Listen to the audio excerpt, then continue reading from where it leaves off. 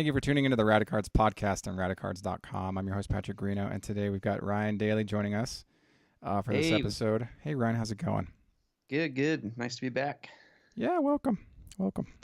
So today's kind of an interesting agenda. We're going to start off with a dialogue on someone's retirement, and then we're going to kind of jump into the hobby, really. You're going to put our thinking caps on and jump headfirst right into the hobby. So first things first here. Ryan, you want to start us off with this initial point? Sure, yeah. So the big news today in baseball was David Wright announcing his retirement. It was first announced that he would come back and play a few more games for the Mets before the season ends because injuries have been kind of nagging this year. And then subsequently he announced his official retirement, which everybody sort of expected. He's he started his career as sort of the new hope for the Mets. He was an amazing third baseman, offensively, defensively, MVP almost every year through the mid 2000s. But he could just never stay healthy, and it's sad to see. But he was certainly a fan favorite in New York, and we all know the Mets are seemingly some sort of maybe cursed franchise. They can never really put it together. So sad to see him go. He's sort of been in the baseball world for a big chunk of my life, watching baseball on TV, and he's just sort of been like a household name. So I don't think he's Hall of Fame worthy just because he missed so much playing time. If you look at his stats, the games and the plate appearances just sort of diminished throughout the years. Like I said, he could just never stay healthy. But, we talked about Ryan Howard on, I think, the last podcast, maybe two podcasts ago. So we're seeing two guys that were super dominant about 10 years ago, officially hanging it up, calling it a day, and wish the best for him. Maybe he'll get into managing or something. But if you're a Mets fan, make sure you tune in to their last couple series as we sort of near the end of the season here, so you can watch David Wright play for the last time. Well, it's not like he's going to have to look for a work as like a bagger at a grocery store or anything. The guy's made like just shy of, well, just north of $165 million in his career. So it's like, he's done in terms of income production, he's done really well for himself. And, he was a fan favorite, I'd say about 10 years ago, as you had mentioned. I remember, gosh, and I think 07, 08, right in there, he was really popular because his batting average was great, above 300 for quite a couple years in a row. And so he was one of the guys that everybody was chasing around that time. And his popularity just kind of has fizzled over the last, I'd say, 3 years. And so, baseball's hard on the body. Any team sport is just hard on the body. So if you can last in any superior capacity for more than 2 or 3 years, I consider you a superstar. I don't care who you are. And so he was able to do this with all-star status over 7 different times, 2 times Silver Slugger, 2-time Gold Glove. Obviously not Hall of Fame statistics, but definitely superstar statistics. Like he was a great player for his era. But as you were saying, injury has kind of caught up to him and has prevented him from performing in his peak and his most dominant capacity. And so, I wish the guy all the best, just like I did with Ryan Howard, and I hope that he's able to find some additional way to kind of utilize his skills in baseball in some way in the future in some capacity, whether it be like a front office thing or, who knows. Interestingly, to note here is that he's signed through 2020. So he's still on the payroll for the Mets for another 2 years. Yes. So what does that look? Are they going to, I don't know how this works when people retire early. Do they waive the rest of their contract, or are they paid out? I just don't.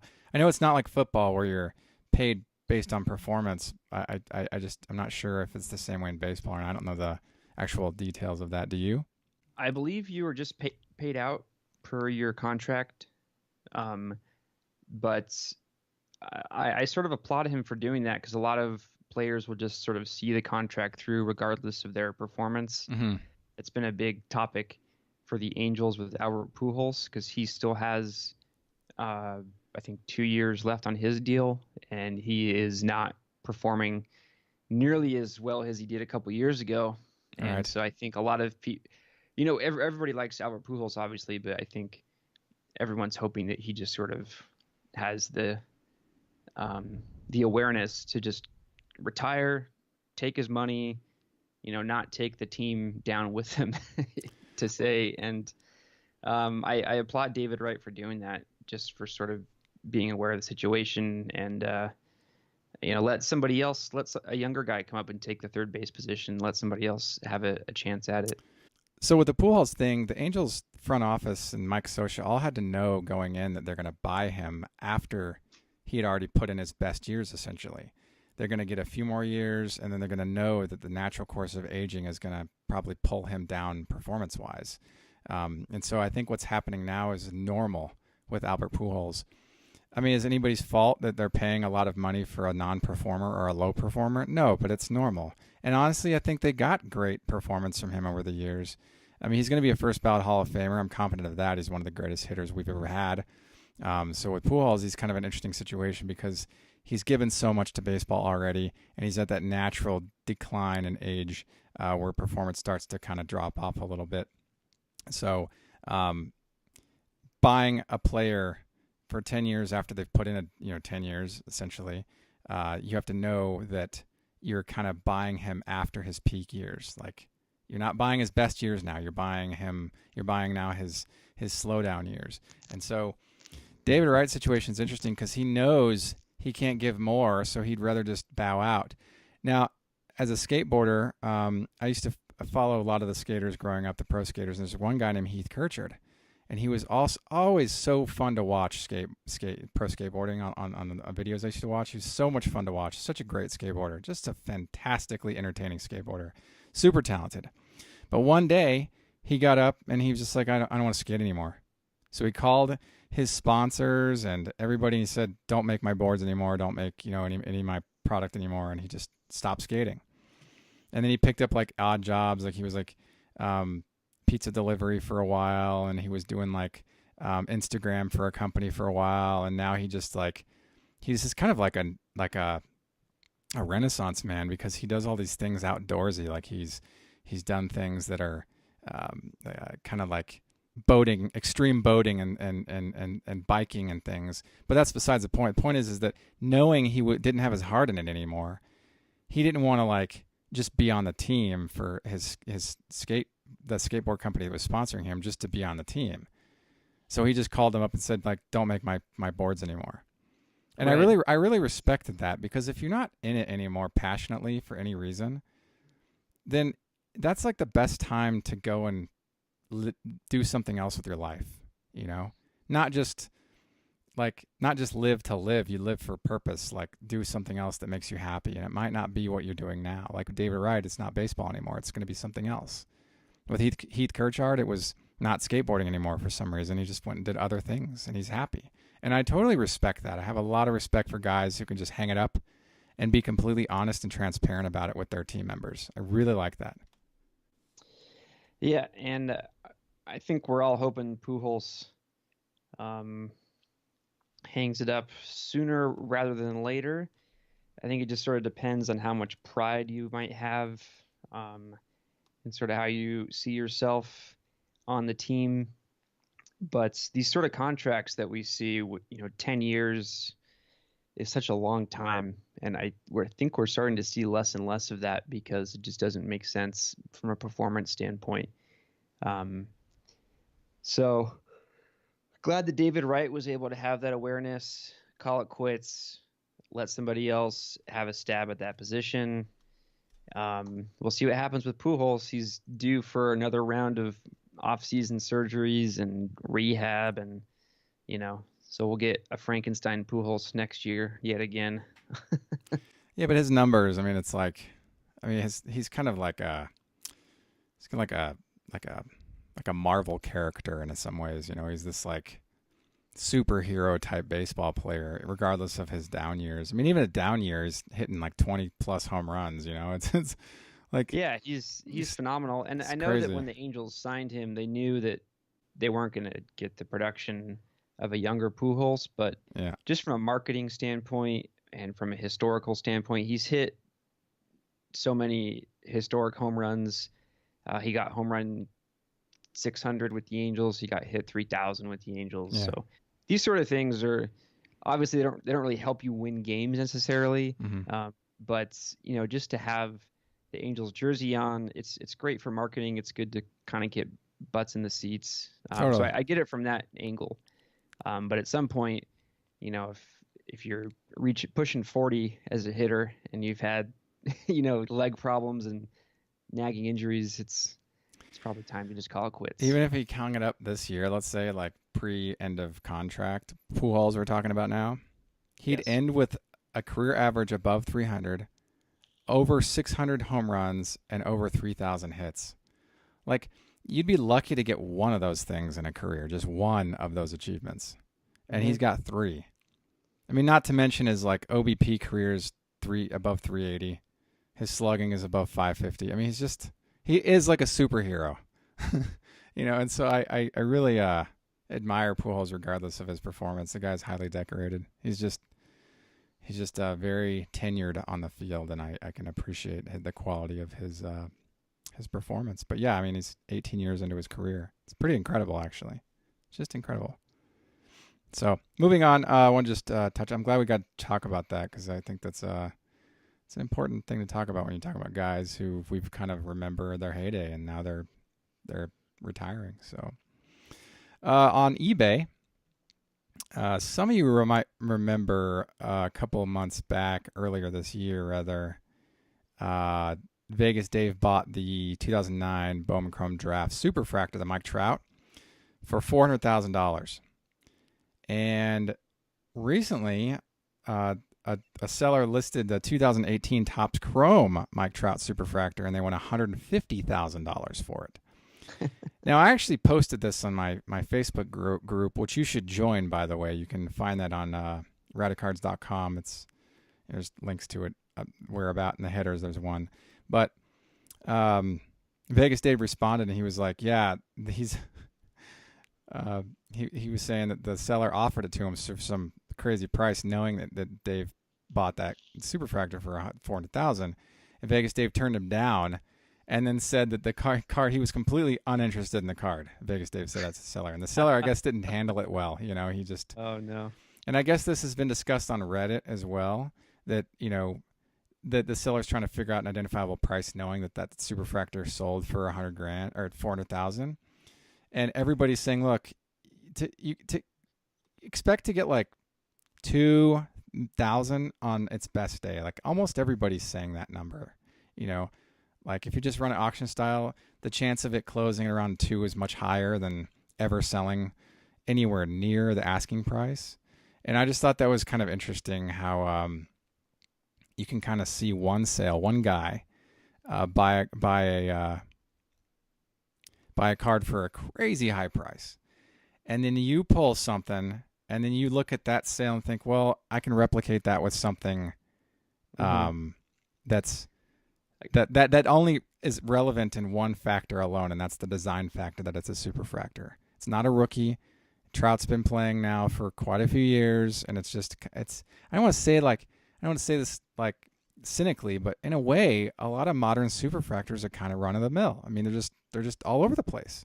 And so, I mean, Superfractors are great. I love them. I'm a huge fan of Superfractors, but you can't expect to replicate rookie card status Superfractor sales with modern seasoned player era Superfractors. It's just unrealistic. And also, and I talked about this like many podcasts ago, is that when something sells for a price, it doesn't mean you can replicate that sell again, because that one buyer, the likelihood of that buyer buying that card again at that price is very low to none. So the person behind him is willing to pay a price that might be less than that, for whoever's the next guy in the running was lost out. Let's say if it went at auction for 400K and Vegas Dave was the winner, whoever was below Vegas Dave wasn't willing to pay 400K. So the next time the card lists, because the person that bought it won't want it, that card will sell. That has a chance of selling for less money. Now with this modern 2018 card, beautiful card, great card, but because Trout is in so many products and he has so many Superfractors under his belt, I can't expect it to go any higher than like $2,000 at auction. Ryan, thoughts? I agree, and we see stuff like this frequently. And the thing I don't get is it's sort of a win-win situation for whoever owns this card. You either don't sell it and you get to keep this amazing card in your collection, or you can put it up and still get a really nice chunk of change for it. You can still make a couple $1,000s on this card. So just be realistic, get what the market demands. You're going to come out on top either way. Either you're going to stash this card for years in your collection and it'll be like a cornerstone piece of your collection, or you can sell it and make a bunch of money. But you're not going to make whatever you're asking for right now. That's just unrealistic.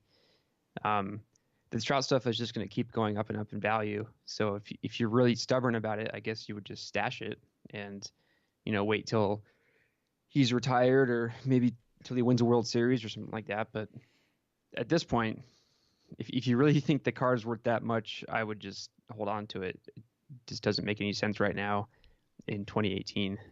Yeah, I mean, there's this other conversation that, if you expect to get such a big, gigantic figure, why don't you just keep it?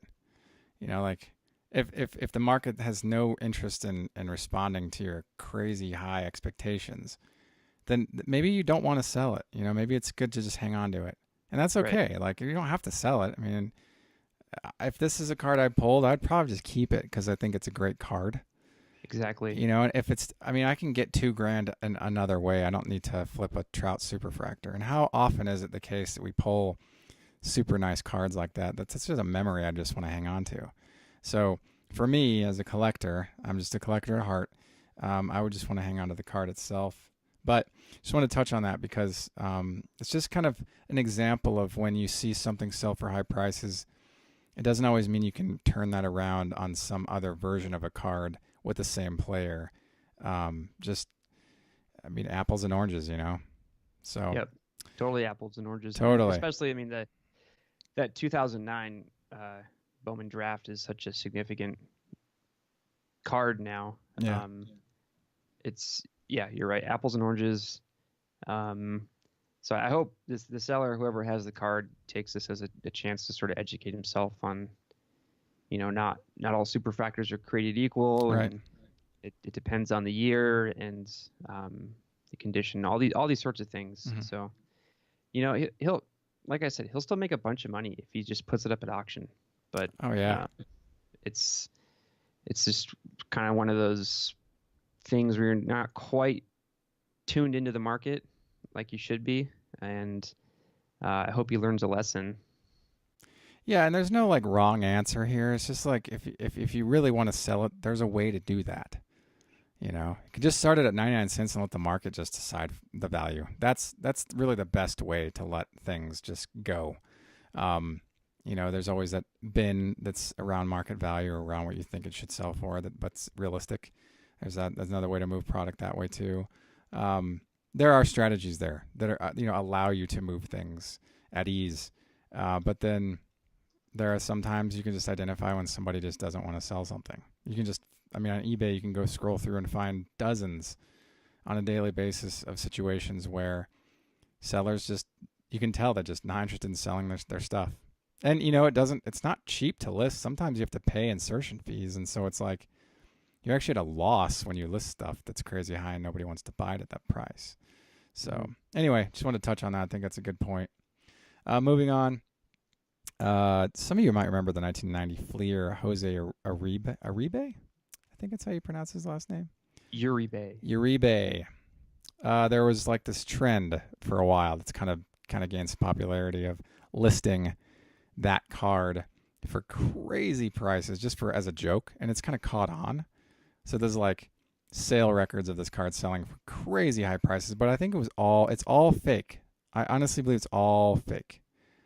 Yeah, of Okay, course. it's all Just for fake, fun. but it's just for fun, and it's kind of caught on. So this next one, I noticed the 1989 Donruss Alex Madrid is the next one that's caught on to this like cutesy little junk wax, overpriced, overhyped thing.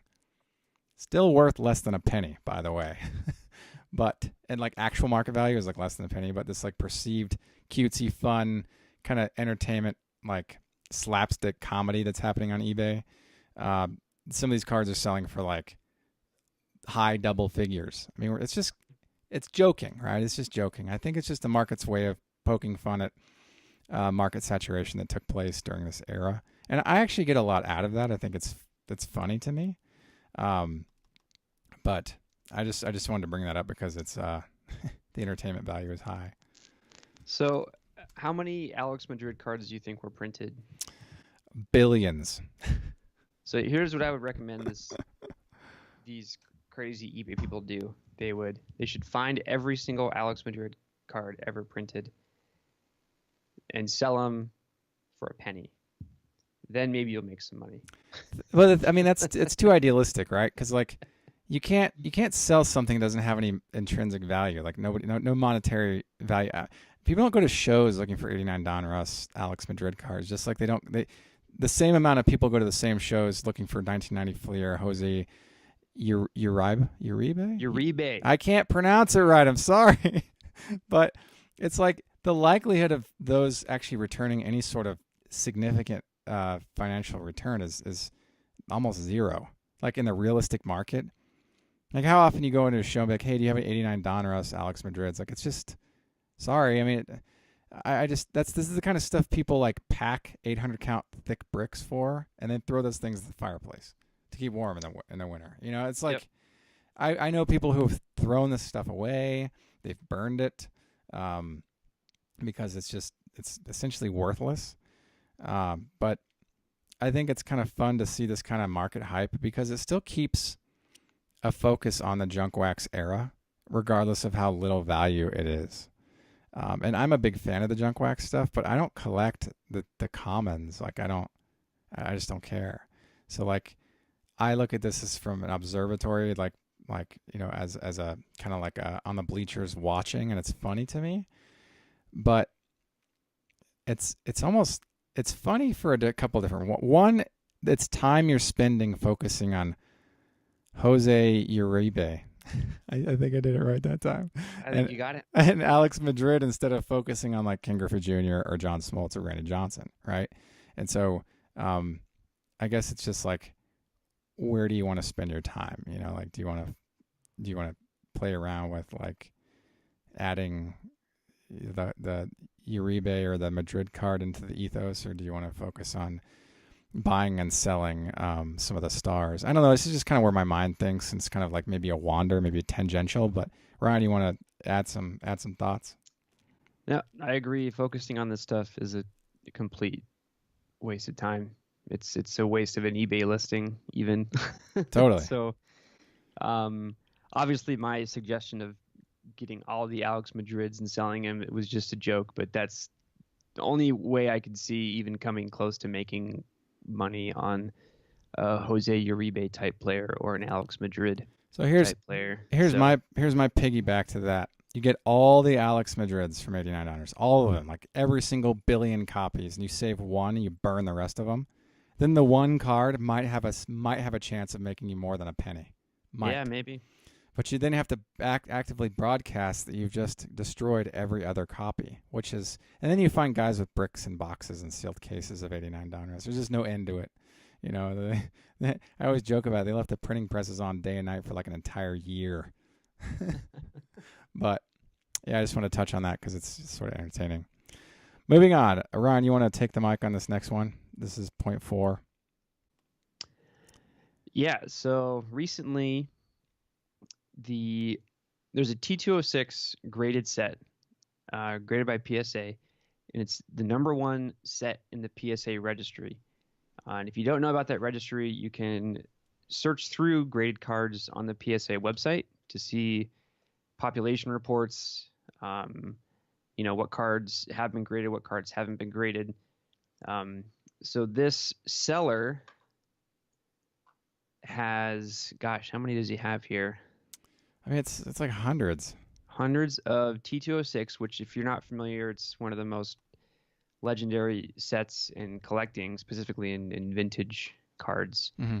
Um, and not only does he have a very comprehensive set here, they're all in high grades, eights, nines, tens, which is really insane considering these are from 1909, 1910, 1911, that kind of era. Mm-hmm. They're extremely condition sensitive. They were in packs of cigarettes, I believe. Yeah. I mean, so it's a really interesting set, and I know like a lot of listeners and a lot of collectors will never come close to owning something like this, but it's still fun to just sort of educate yourself and see how these cards are performing on the market.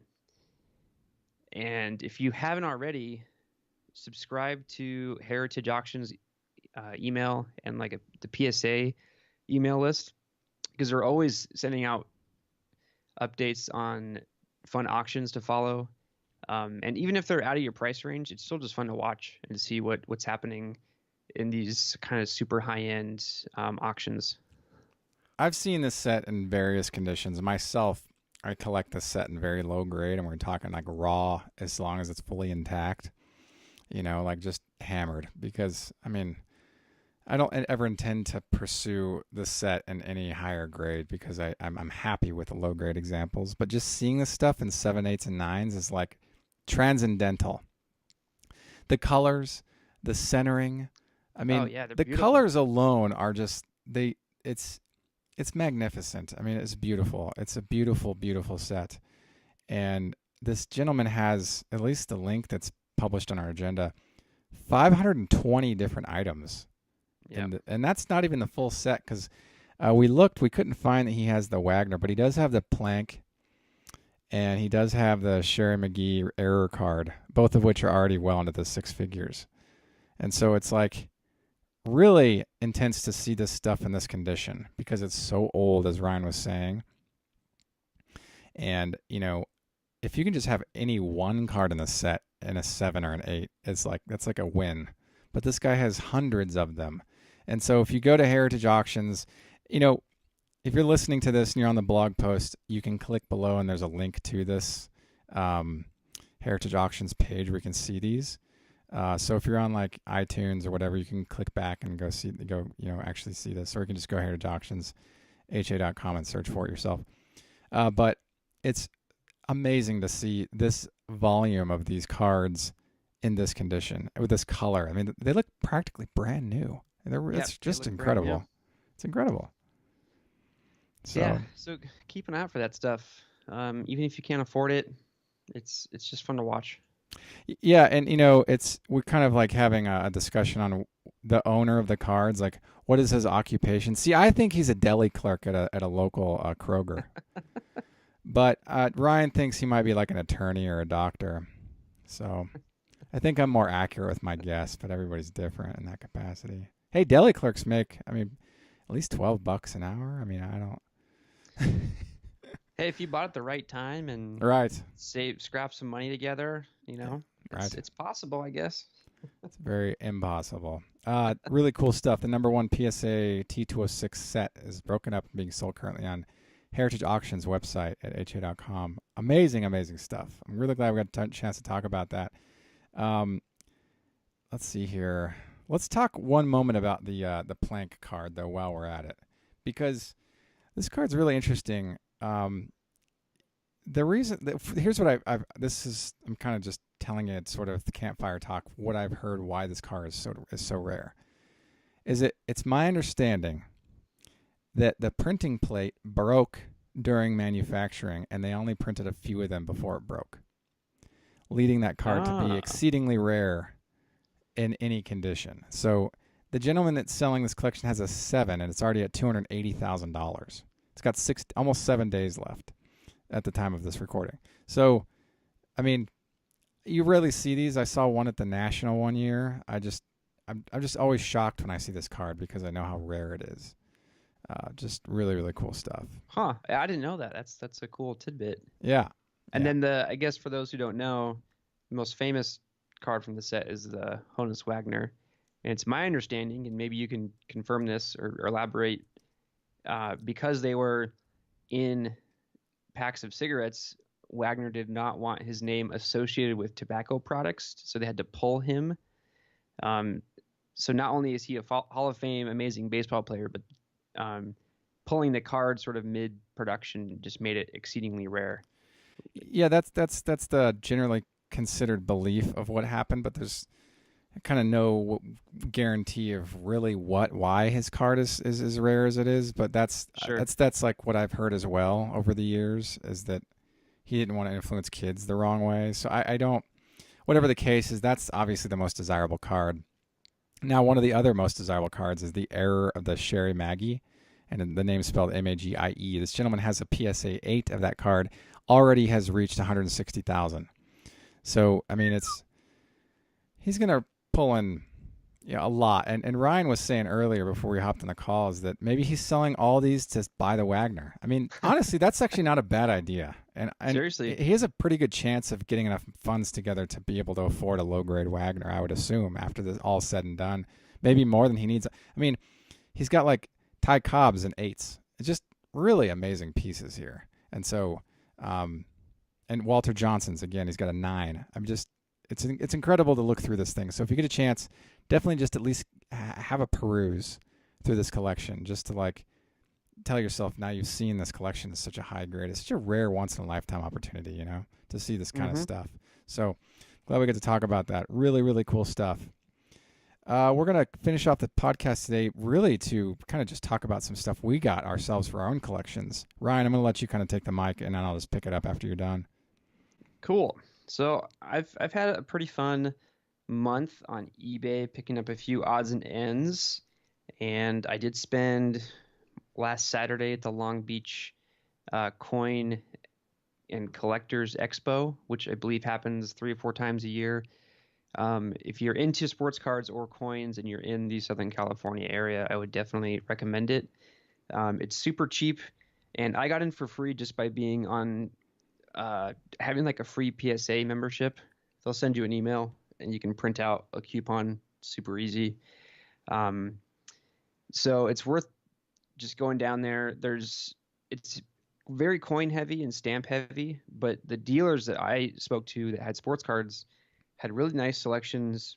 I picked up a few fun pieces. My favorite piece being the 93 SP Derek Jeter, which Patrick and I have sort of been eyeballing the past couple months as we near the inevitable Jeter Hall of Fame induction. Mm-hmm. That's going to be his big card to have, I think. I'm not sure if I'm going to get this one graded. I think I might do it just because. But it's super clean. I was able to work out a really nice price with the seller. So that's just like the highlight of my past month of collecting. Similar to Jeter, I got a 94 SP die cut Alex Rodriguez.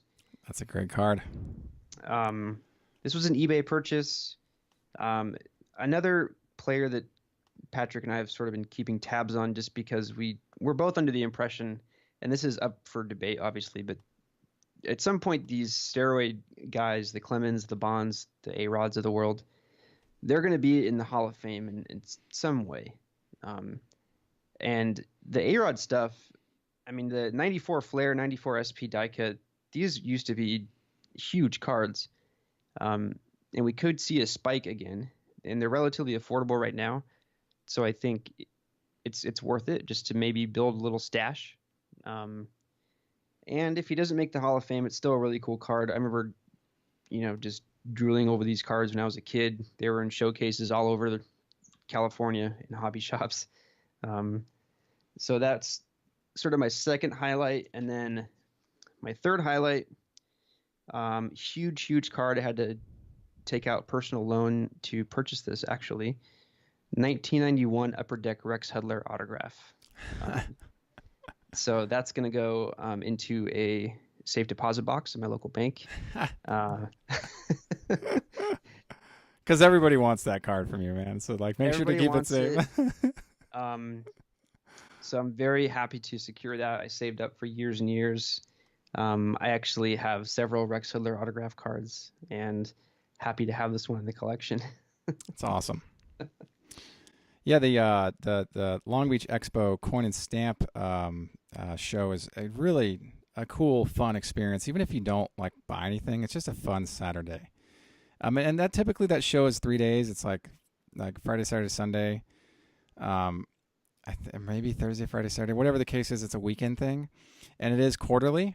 And when I lived in LA, I used to go every quarter. I think there were a couple of times where my buddy Anthony and I, we would decide, like, do we want to go there or Frank's? And it was like, we'd decide. Sometimes we'd go to Frank's and not the coin and stamp show, because our success rate at Frank's was almost always good. And the coin and stamp show was sometimes good. Like, the coin and stamp show is interesting because it's the first show I ever went to that I walked away empty-handed a couple times. And the first time I went, I didn't buy anything. And I came home, I was like, wow, that was fun, but I didn't buy anything. And the second time, I don't think I bought anything the second time. I think it took a couple of times where I found something I actually could afford, And I remember one time going with my buddy Anthony, I spent like $2 on stuff that was like in the 10-cent bin, because it was the only thing I could afford in the show. Because you've got essentially like really big time auction houses that show up there. I've seen some of the most amazing pieces there. That's where I saw, I think, the whole collection of 9. I think there were 9 at the same time of the T206 Honus Wagners. And I was able to hold one of them. That was the first time I held one of them. Memory Lane was putting on this display. It was really cool. But that's the kind of thing you see at the Coin and Stamp Expo, some of these like high-end, super high-end baseball cards displays. I saw Joe Jackson rookie card, the red bordered, really old stuff. So it's definitely worth the trip, even if you walk away empty-handed. It's just it's a fun, super fun experience. I really like that show a lot. I'm glad you got the Jeter, because that's a really key card to have. I still need to get one myself. I plan on having one sooner than later. And the die cut A-Rod is a solid card to get, even though there's very low resale value in a lot of his rookie stuff. But like as you were saying, I pick up his stuff at the right price when I see it, because I don't know what's going to happen with the Hall of Fame. I mean, it's going to be interesting to see down the line how this works. The admissions committee kind of like turns over the next 20, 30 years. Sure. Are the guys going to be focusing more on numbers than, like PED usage? I mean, I don't know what's going to happen. I mean, it may be the case that these road guys never get in the Hall of Fame, but it may be the case that they do. And if they do, there might be some flux and interest in A-Rod stuff, and I'll have been thankful that I paid a close attention when nobody else was. And so yeah, I would highlight, you said for the right price. Yes. And I think that's certainly number one priority for me and anybody else that's looking to pick up some A-Rod or maybe some Bonds or Clemens, just because it's still very uncertain right now what's going to happen with these guys. Right. And it could be that these cards are really kind of useless in 20 years. But definitely for the right price, these cards are significant from a hobby perspective, and they could be significant, even more significant down the road. And they're just really cool. I think A-Rod has some of the coolest looking rookie cards, just from like that 93, 94, 95 era. Mm-hmm. I picked up a few more at the Long Beach Expo for like $1, just to have them. Sure. And yeah, so right price. Keep that in mind. Don't go busting the bank on A-Rod stuff. Right. And the other thing we talk about is availability. They're around. So there's no reason to pay more than like $1 for his common rookie stuff. Like the upper deck, you shouldn't have to be paying more than $1 for those. I mean, the SP die cut, you're going to pay a little bit more, but that's, it's still cheaper than it's ever been now. And so it might be good to grab that for like $15 or $20, but I wouldn't pay more than that for that card. I just wouldn't. And so I always consider availability and price, because I'm okay turning it down because somebody else is going to have it because they're around. If you're going to charge me $4 for a Greg Maddux rookie card at one table, I'll pass. But the next table will have it for $1, I'll buy it. And I'll buy it every time. but I'll never buy it for $4. So it's like there's certain price points I'll avoid, and if you don't want me to give you my money, then I'll give it to somebody else. That's kind of how I feel. And I can have, as a consumer, I can have that discretion. I can have that pickiness, that selection. And I think that those buys that you got today were great. And the Rex Hudler thing being a personal thing for you, that's really important too, to identify something that's personally important to you. It's cool that you bought a Rex Hudler card because it shows that you bought something not just on, the expectation of some sort of an increase in value, but you bought it because it was important to you personally. And I can really respect that because I do that all the time with stuff that doesn't have any worth, any value. And if I ever wanted to resell it, it would be hard for me to do that. It's like sunk cost, essentially. Mm-hmm. But I buy it because it's important to me. And that's way more valuable to me than trying to prospect and try to be accurate in my prospecting measure. And a lot of times I fail at it. So it's like, if, I appreciate that you were able to buy a card that is outside of the scope of expectation of any high monetary return, but you just like it because it resonates with something with your past personally. There's a lot to be said for that. I thought that was cool. So I'm glad you picked those up. Those are great cards to have. And I don't anticipate that you actually have a safe deposit box for your Rex Hudler autographs.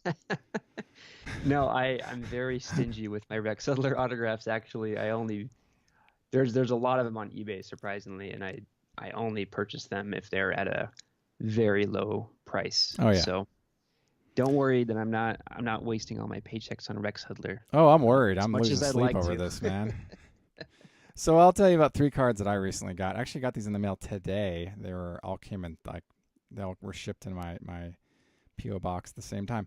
So we'll start this off. This is you'll like this. This is cool. This will remind you of 2011 for sure. This is 2011 Bowman. This is the blue or cyan printing plate. D. Gordon rookie card. Rookie year card. Because obviously he was in Bowman products pre-rookie year, but this being the more popular one. So pick this up. This was actually pretty expensive. I wasn't surprised because his stuff doesn't really sell well anyway, especially since he got hit with PEDs. People just kind of lost interest in him. But this was a cool addition to my collection because now I have the paper 1/1 red border, the chrome version of the same card, orange refractor number to 25. I have the Superfractor without the 1/1 on the back, so it's the proof card or whatever. Uh-huh. And then I've got this plate. It's a 1/1, so it's a nice variety of that card. So you need the red. What's left? No, I have the red. You have the red. What are you missing? I probably the actual Superfractor that has the 1/1 stamp on the back. Oh, okay. So. Oh, and the other three printing plates, and maybe the red refractor number to 5. Gotcha. But I kind of just look for these serendipitously, like when I'm looking for other stuff, or I'll casually look for his stuff. I don't like I said, it comes down to cost. I'm not going to overpay. If someone wants to gouge me, they can gouge somebody else because I won't bend. It's just kind of fun to chase this card because I remember in 2011 him being kind of a hot shot. So glad to pick that up. That's the 2011 Bowman cyan or blue printing plate D. Gordon rookie card. Rookie plate. This next one's cool. This is you might remember 2010, the National Convention, they were doing the Topps Heritage Steven Strasburg card. Yes. So I finally got one. And this card, it sells for very affordable prices now. I saw a raw one close auction style at less than $3. This card once sold for huge money. Oh, I'm sure it did. But this version of it, I only wanted one version. This is the Topps Employee Edition version. This one's slabbed by BGS, and it just says Topps Employee Edition. I can't find any design change though. There's no stamp on it that says Topps Employee. There's no unique serial number. It's all the same as the ones you pull out of the promo packs that were offered at the convention that year. It's still got the serial number to 999, but the serial number is 994 of 999. So I actually think that maybe the last small number of these to 999 were the Topps Employee Editions. Maybe the last 10 in the print run were slabbed. I don't know though, because there's another one online, and I believe The serial number on that one too is in the 990s as well. So it could be a small like block at the very end of the print run were slabbed for the employees. Whatever the case, I was glad to get one of these because I'd always kind of wanted one since I found out about this card. I found out about this card I think like 1 year ago. And so this will be a nice addition to my gallery. It's just a cool card. It's a classic shot of Mr. Strasburg, and it's got the rookie card logo there, and yeah, it's nice. Cool. It's cool. I like it. So there's that. This is the 2010 Topps Heritage National Convention Steven Strasburg, the Topps Employee Edition version of the card. All right. My third card, this is really, really cool. This is this player's best card ever. Henry Rodriguez. Now, there are 3 Henry Rodriguezes that played professional baseball. There was a guy that came up in 91 with the Dodgers, and he played with the Cubs in the late 90s. And there's a guy who was a prospect, I think, in 2012 or 13 named Henry Rodriguez. And then there was a Henry Rodriguez that played for the Oakland A's in 2007, and he had a rookie year in 2010. And he had a few years, and then he hung it up. He's not playing baseball anymore. That's this one. So I have the 2007 Bowman Chrome Prospects Superfractor Henry Rodriguez official pack issued 1 of 1. This is PSA 9. And I was glad to get this because I just think it's a cool card of a player that I vaguely followed in any capacity, not really. I pulled his blue refractor auto out of a pack of 2010 Bowman, and I sold it because I still don't have any interest in having that card, but I'll take the pre-rookie year Superfractor all day long, and I got this for auction style. It's still closed for very, very low price. So I was glad to get that, and I'm just happy to have this in the archives. Just one of those, like, I don't know, it's kind of a cool card. I like the 2007 Bowman Chrome design. Do you remember this guy at all, Ryan?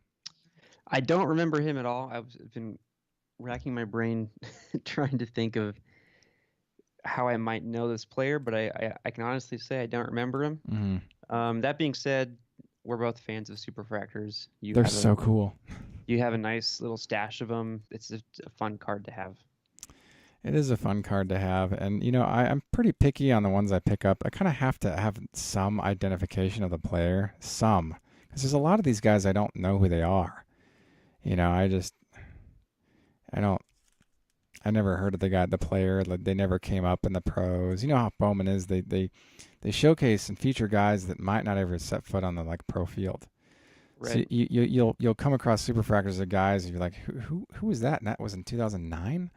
And so they'll pass by your awareness, like you won't even know about them. But I had recognized Henry Rodriguez, and knowing that, and I was like, well, I'll just keep an eye on it. And knowing where it went to auction style, I was like, well, it's a no-brainer for me to bid on it. Like, it's so cheap. So I was glad to get this, and really happy to have this card. So those are my 3.